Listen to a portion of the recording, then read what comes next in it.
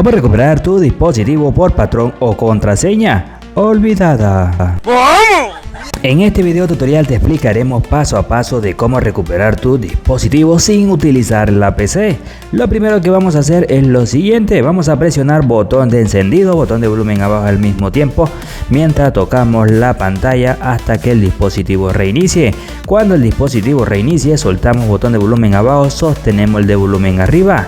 Cuando el dispositivo inicie, contamos 5 segundos, soltamos botón de encendido y así vamos a poder entrar lo que es al modo recovery, pero primero nos llevaría al modo Android. Ahora presionamos botón de encendido, botón de volumen arriba, contamos 5 segundos, soltamos el de volumen primero y luego el de encendido.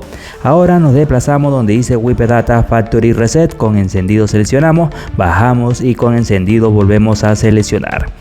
Y ahora esperamos unos segundos hasta que el dispositivo formatee por completo. Seleccionamos la primera opción para que nuestro dispositivo se reinicie. Ahora esperamos unos segundos más y ya podemos configurarlo. Pero digamos que te quedó con la cuenta de Google, con la cuenta de seguridad. En la descripción del video y en los comentarios tenemos métodos para poderlo solucionar. Suscríbete, comparte, dale like.